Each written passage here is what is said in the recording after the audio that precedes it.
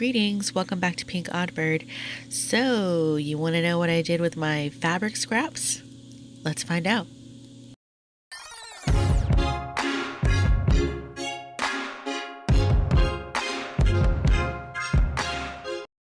So recently I found this super old technique called fabric slashing, and I thought that it would be a great way to get kind of like two birds with one stone. You can use up some fabric scraps and you can also make some freaking way awesome textured journal covers. So let's get started. So I'm just going to cut up the rest of what I have left of these jeans. I'm cutting off the leg, cutting down the seam, and then I'm going to cut off the hem.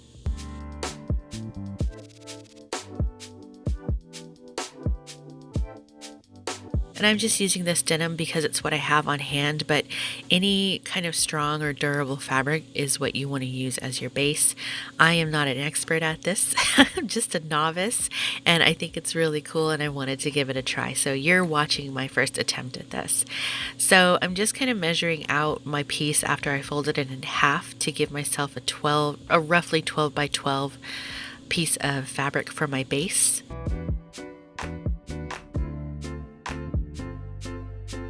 And you can skip the next part if your fabric doesn't need it, but I wanted to get these wrinkles out, so I'm pressing them out.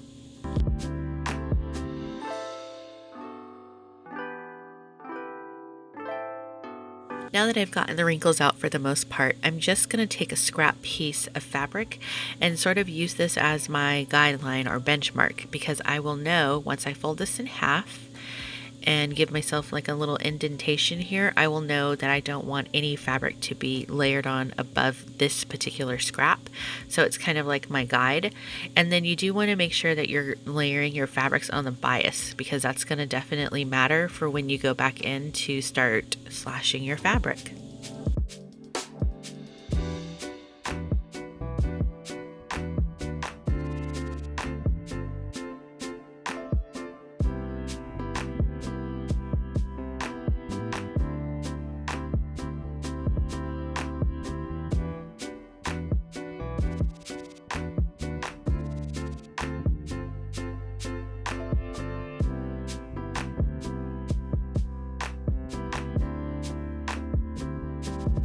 So as you can see, if you've got a lot of these little weird scrappy pieces, now is the perfect time to get those used up. I have so many of these like weird shapes or little cut off pieces that I think are perfect for this. So I know I can't be alone. So if you've got some too, give this a try.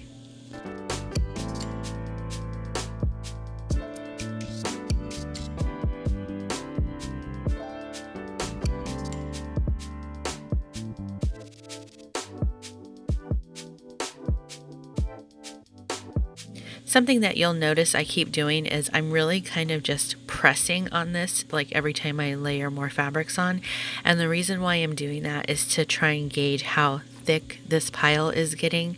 And it's kind of hard to say like do it this thick or do it that thick, because it's really kind of what your machine can handle. Because after we get these all layered in, we are taking it to the machine to stitch your pattern in. Now I think I've layered in as much fabric as I want to go in here, so fold this piece in half, and then you just want to iron this to sort of sandwich those scraps in there all nice and flat. And then because I'm me, I wanted to flip mine over and iron the other side as well.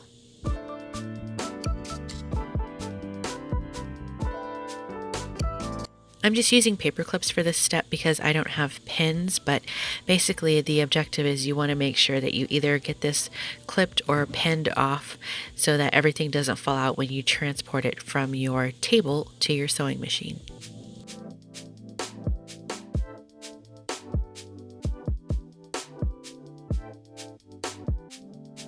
I am back from my machine, and as you can see, what I opted to do was just sew sort of straight, sort of wavy kind of lines straight down, just to keep it kind of simple for my first time around doing this. And now here is the sort of arduous part, and I'm not even gonna sugarcoat this. It is very tedious and it's a little bit of work, especially if you don't have like a really good pair of scissors to do this with.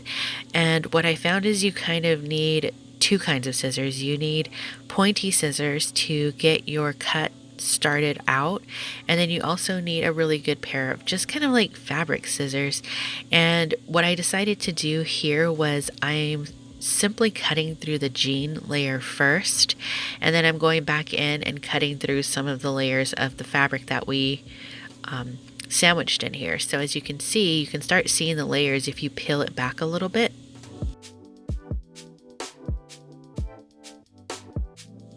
After you get it mostly cut open, you can go back in and cut some more like of the fabric pieces to give it a little bit more of a blooming effect.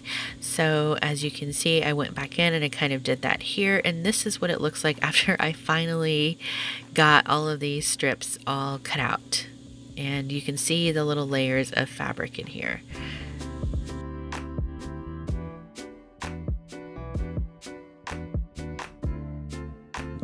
So this is what it looks like after I have taken it out of the washing machine.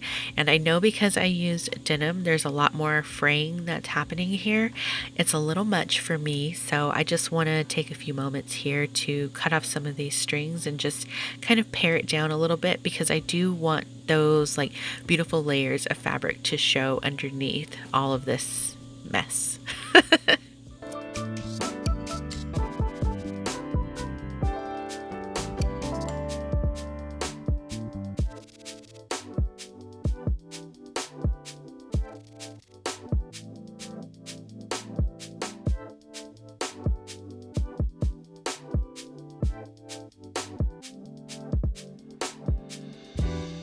And when you start doing your slashing, you do want to be careful to not puncture through. I only had one casualty, luckily, but you do want to be careful not to puncture all the way through when you're slashing.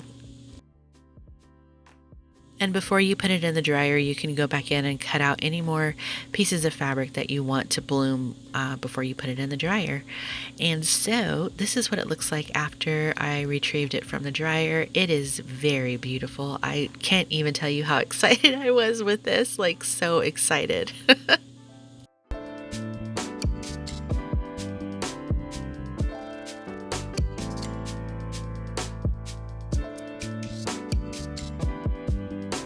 So I hope you all have enjoyed this process as much as I did. I definitely think you should give it a try if you've got the scraps for it. Why not? And the next time you guys all see this, it should be back here as a completed journal. So that is going to wrap it up for me for now. Be sure to stay tuned, because you never know what direction this odd flock of ours is heading into. And until next time, toodaloo.